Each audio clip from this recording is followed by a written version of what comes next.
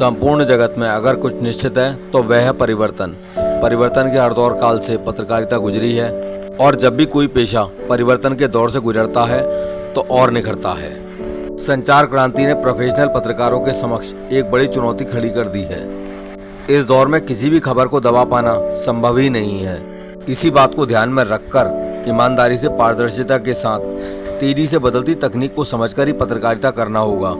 यह बात वरिष्ठ पत्रकार अमिताभ अग्निहोत्री ने समकालीन पत्रकारिता राष्ट्रीय सरोकार विषय पर विश्व संवाद केंद्र मुरादाबाद द्वारा DMR हॉस्पिटल सभागार में नारद जयंती के अवसर पर आयोजित की गई एक गोष्ठी में रखी। मुरादाबाद में 25 मई रविवार को रखे गए इस कार्यक्रम में मुख्य अतिथि सह क्षेत्र प्रचारक तपन कुमार, विभाग प्रचार प्रमुख पवन जैन, महानगर प्रचार प्रमुख संजीव चौधरी रहे। कार्यक्रम का संचालन मेजर राजीव ढल ने किया। कार्यक्रम में विभिन्न संस्थानों से पत्रकार उपस्थित रहे।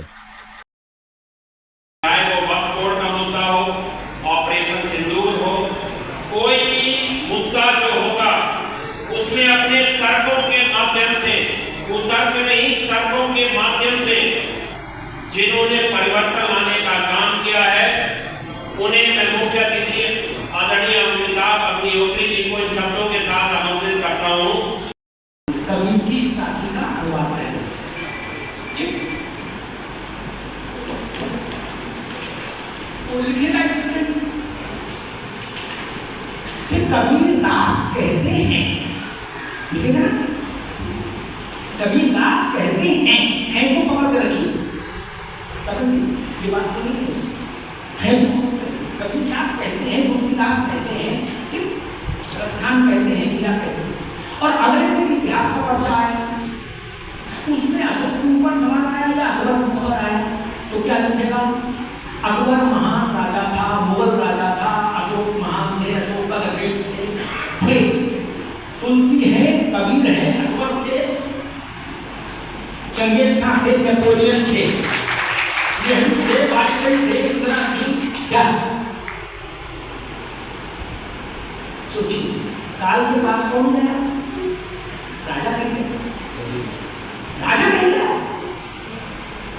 ये भारत है, इसके भारत के आत्म तत्व को समझना होगा। यही पत्रकार की जिम्मेदारी है कि देश के स्वाद को समझे।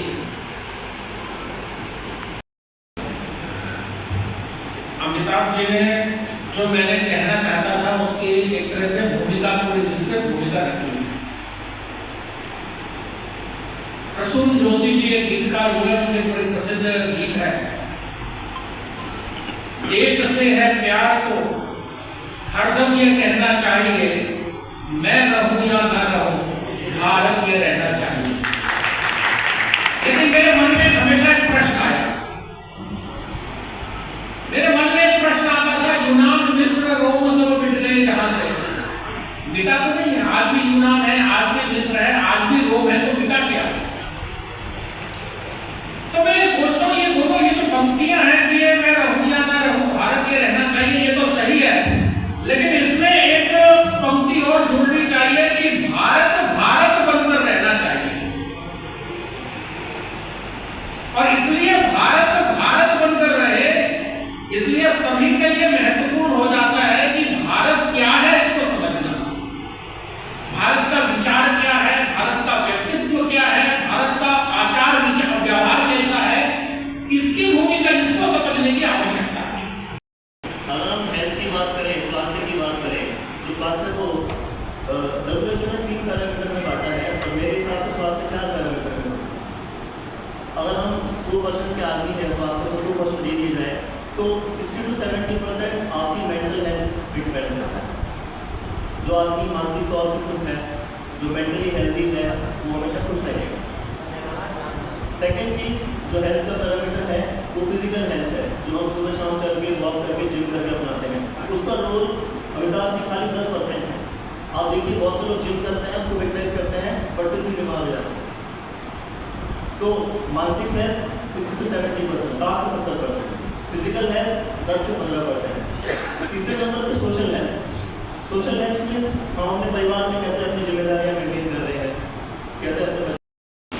देखिए, चुनौती हर पेशे के साथ रहती है। इस पूरे जगत में अगर कोई एक चीज़ स्थिर है तो वो परिवर्तन है। एक ही चीज़ निश्चित है, बाकी सब कुछ अनिश्चित है। तो परिवर्तन के दौर से हर कालखंड में पत्रकारिता भी गुजरी, और आज सबसे बड़ा जो मैं कहूँगा संकट तो नहीं, चुनौती है। और जब भी कोई भी पेशा किसी चुनौती से गुजरता है तो और निखरता है। आज जो प्रोफेशनल जर्नलिज्म करने वाले लोग हैं, यानी जो पेशे से पत्रकार हैं वो, और एक सभी लोग पत्रकार हैं वो, जो एक भाव पैदा हुआ ना, इस संचार क्रांति ने प्रोफेशनल पत्रकारों के लिए बड़ी चुनौती खड़ी कर दी।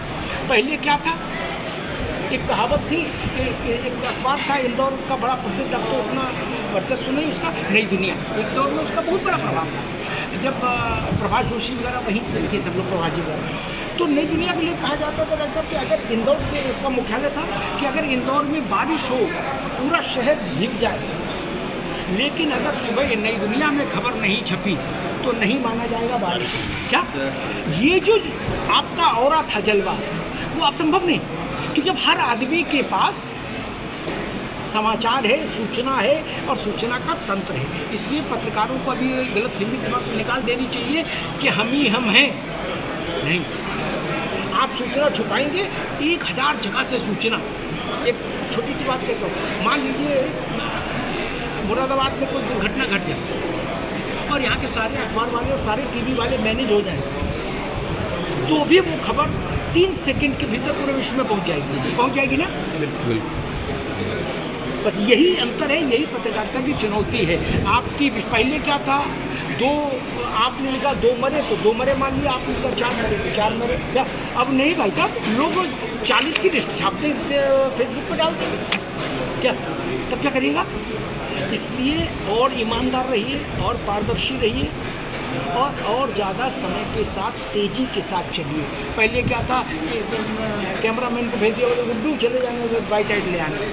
अब नहीं भाई साहब, जब तक आप गुड्डू के इंतजार में बैठे तब तक तो पता लगा, पोस्ट हो गई खबर, दुनिया को पता लग गई। इसलिए पत्रकारों के लिए ये समय प्रोफेशनली अपने को और ज़्यादा मजबूत बनाएंगे तो टिकेंगे, नहीं बनाएंगे तो कोई भी सामान्य नौजवान आपको सुपरसीड कर देगा।